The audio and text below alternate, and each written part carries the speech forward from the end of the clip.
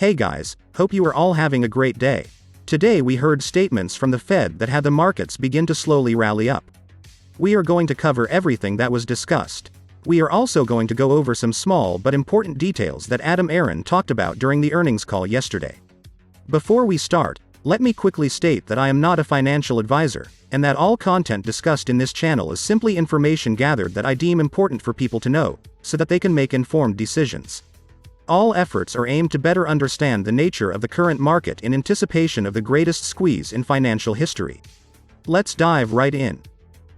Speaking in front of Congress, Jerome Powell said he is in favor of the 0.25 base point increase. His testimony finally gave us a clear image of what we are to expect in the coming weeks and months ahead. Inflation is at its fastest rate as has been in 40 years, and the next actions by the Fed are meant to directly combat it, in particular the surging cost of living. Jerome Powell had much to say, with notable moments being about how the ongoing situation in Ukraine has made it particularly challenging for the Fed to move forward with the hikes. Powell began by addressing the elephant in the room, by reiterating the fact that high inflation and an extremely tight labor market warrant higher interest rates.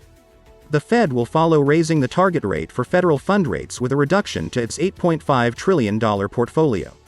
Powell was still careful to not talk about exact numbers for how far or fast the Fed plans to go in its policy tightening. This is most likely because the Fed is still looking at the developing situation in Ukraine and how it's affecting oil prices. Powell still reiterated that the Fed do continue to expect inflation to cool off later this year. He also said that hiring remains strong and that the pandemic's impact on the economy appears to be lessening. Again, Powell talked about inflation, declaring it the chief risk at play right now, as it is running well above their longer-run objective of 2%. Problems and setbacks with supply constraints are limiting how quickly productions can respond. He acknowledged the problems are larger and longer-lasting than initially anticipated. Powell did say something interesting. He said the near-term effects on the U.S. economy of the invasion of Ukraine and the sanctions, plus the events that are still yet to come, remain highly uncertain. Because of this, making appropriate monetary policy in this particular environment requires a recognition that the economy evolves in unexpected ways and that the Fed will nimble in responding to incoming data and the evolving outlook. The Fed initially lashed interest rates in the range between 0 and 0.25% in March of 2020 as a response to the beginning of the epidemic. In a brazen and shocking moment, Powell said that the Fed turned the dials as hard as they could and that without a doubt, part of what they did along with Congress, without naming any particular laws, is the reason why inflation is now so elevated. The stimulus fueled a rapid recovery from the recession but came at the cost of much higher prices. Some Fed officials said they were willing to go as far as a 0.5 percentage point base increase in raising rates, but Powell reaffirmed that he was more inclined to support a 0.25 percentage point hike given the uncertainty driven by the war in Ukraine, which essentially ruled out the larger increase.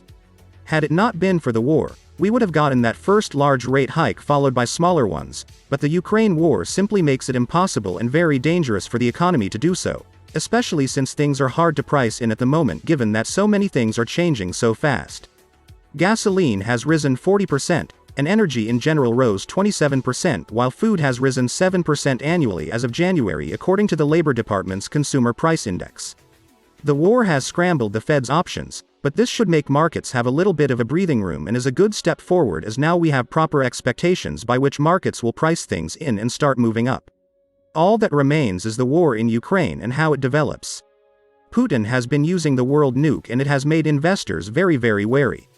Oil is perhaps the biggest present concern, as crude oil prices surged more than $110 per barrel while the cost of natural gas has skyrocketed to a new record in Europe. In Europe, the price for wholesale natural gas spiked as much as 60% to a record high of $215 per megawatt hour. The reason for this is primarily tied to Moscow having challenges selling shipments of Russian crude oil to traders. Refineries are worried about being caught in the middle of all the sanctions targeting the financial system. The world has condemned Russia for their actions and both the governments and private sector are putting sanctions and cutting services and products from Russia. Economies still have to adjust to these big changes before we can start comfortably climbing up. The good thing is that gasoline didn't blow up past $130 per barrel, which was a fear among some experts. Had it done so, it could have erupted a chain of events that could have caused markets to crash. That is not to say that oil's price isn't accelerating at concerning levels, but that the worst-case scenario did not materialize, and for that, we are all very, very lucky and thankful. $130 per barrel is an ugly prospect we have to contend with though in the near future if things don't ease, so be prepared to face a harsh reality where gas prices are going to get significantly ugly. So there you have it, those are the important key takeaways that you need to know.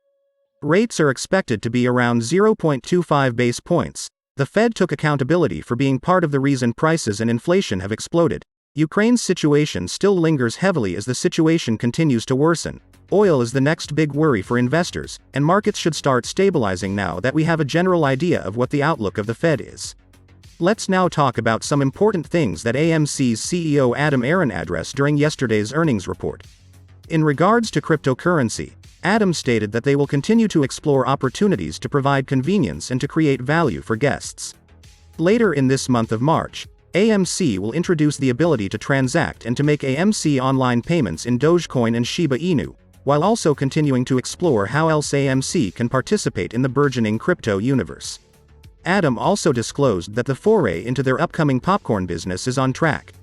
They plan to sell to-go packages of popcorn at their theaters for takeout and for pickup. Later this year, AMC will begin selling freshly made AMC popcorn at select retail locations. In relation to alternative content, Adam Aron said they are definitely intrigued, and are looking to secure the rights for major professional and collegiate sporting events. Some of their previous experience showed they were incredibly successful and generated really good profits, and if they are able to bring in concert artists to AMC theaters, they expect to generate good revenue.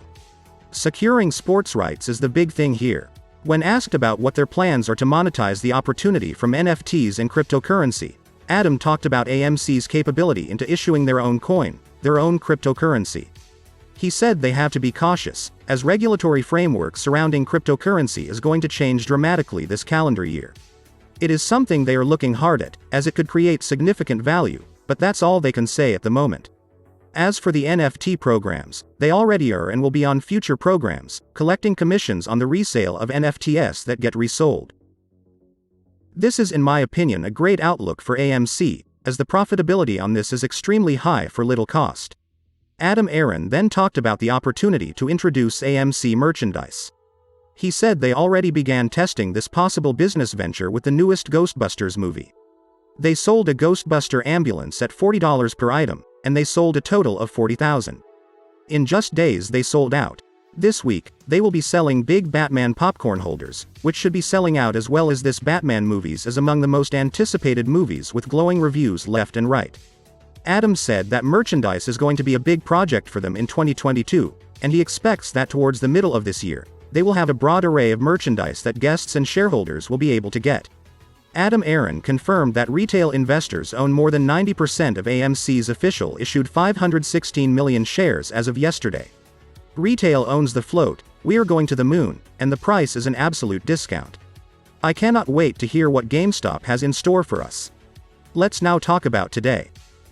The Fed submitted over $1.526 trillion in reverse repo operations today.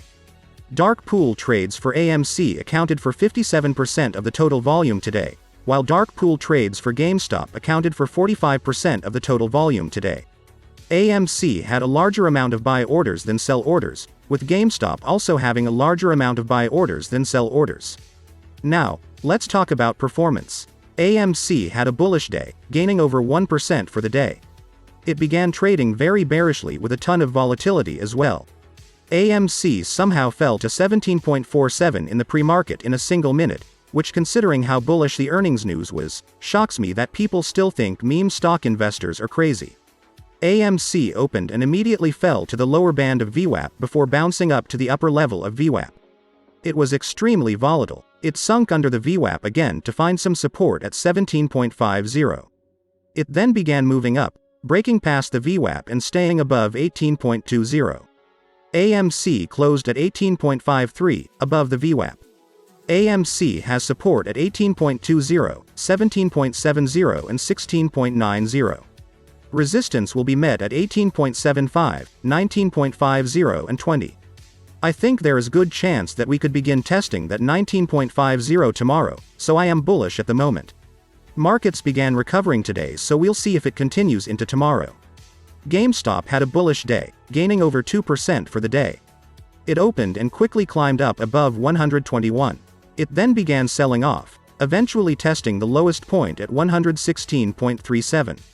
After that, GameStop began moving up past the VWAP and closing at 121.97. Support will be found at 119.50, 116 and 104. Resistance will be found at 122, 126 and 129. I am bullish at the moment and think we are bound to move back up. Thank you for making it to the end of the video. That is all I have for you guys today. Let me know your thoughts down in the comments below. And most importantly, remember to come join my Discord. If you want to support this channel, I have a Patreon link in the description as well as some one-time donation links for Cash App and PayPal. Thank you again for being a part of this channel. I will continue striving for better content. Enjoy the rest of your day, keep on buying the dip and to the moon.